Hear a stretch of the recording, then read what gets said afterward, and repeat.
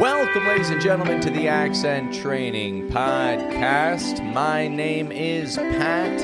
I'm your personal American accent coach, and I'm here to help you express yourself in English just as confidently as you do in your native language. I do that by exposing you to patterns of the American accent that aren't found in your native language, and so you are kind of blind to them, such as hidden W sounds and hidden Y sounds that connect our words together.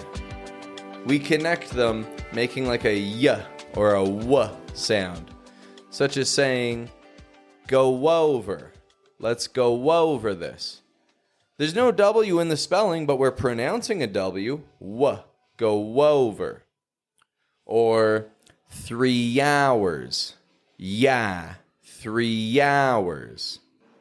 Now, a question you may be asking, is this something I need to do to be understood? Do I need to be saying go over? Or can I just say go over? We're going to go over this instead of go over this. It's more likely that you'll be misunderstood if you aren't using these glides. And it will 100% sound like a foreign accent, which I know many of you listening are trying to eliminate completely.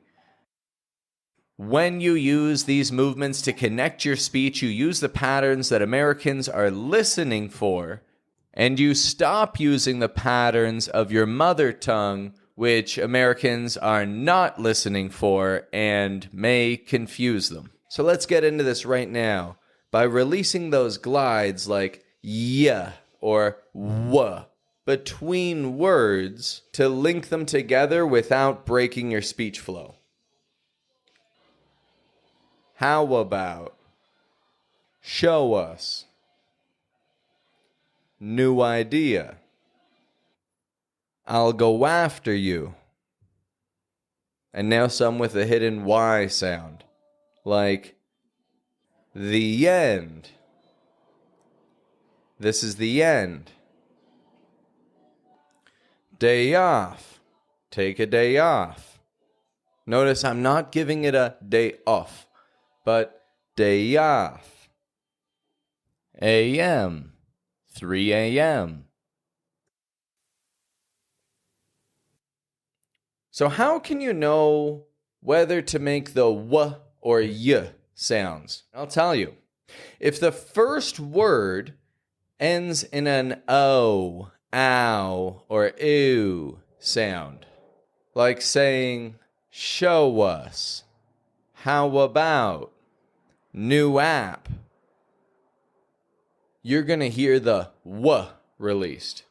And you're going to hear the Y sound if the first word ends in an E, I, A, or oi sound. Me yo, invite me over. I, try again. May I? Oye, enjoy it.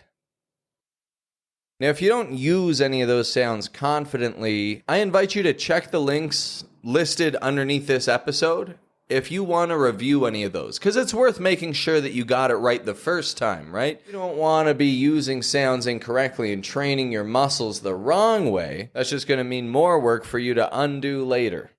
So if you aren't confident with any of those, take the time to check the links in the description of this episode, and you'll find lessons for all the sounds that we just spoke about.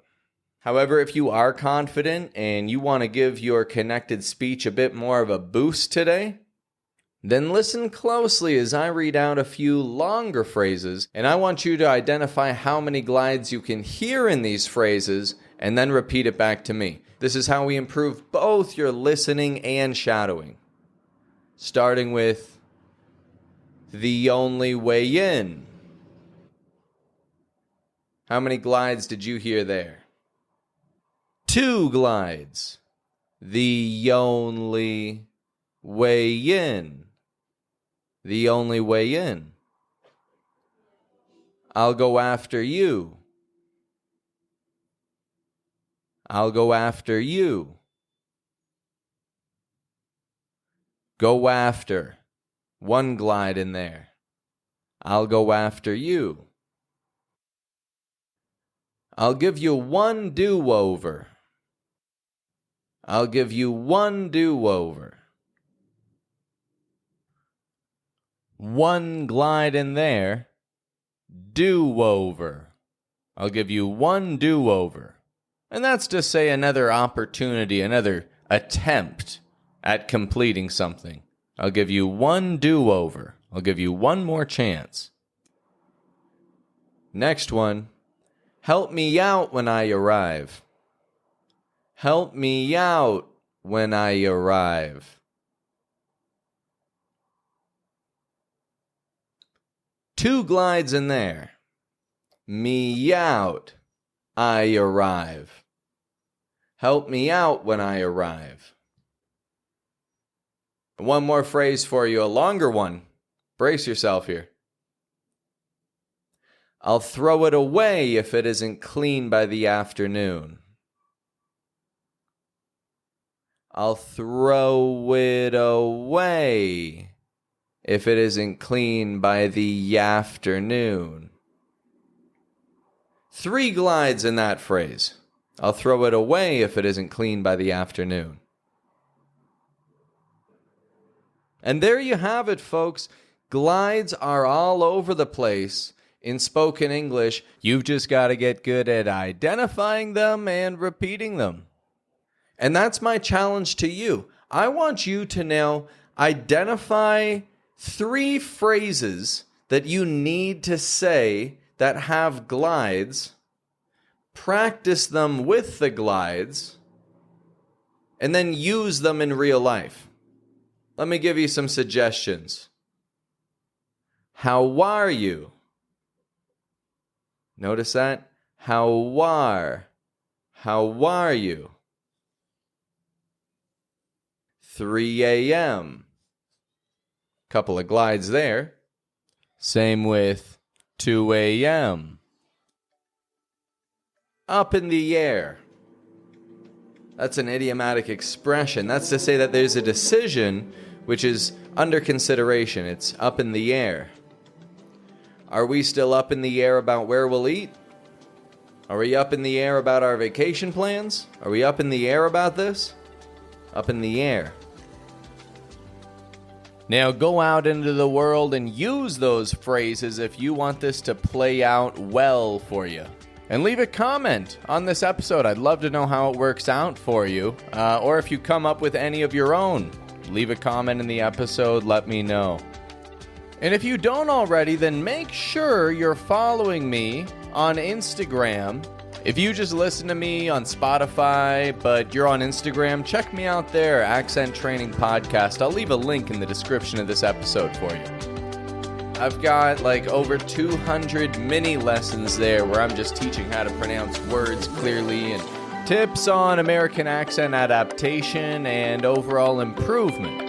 So follow me on Instagram. I'd love to connect with you there. Keep up with your accent training. Keep connecting your speech. And have a good one, my friend.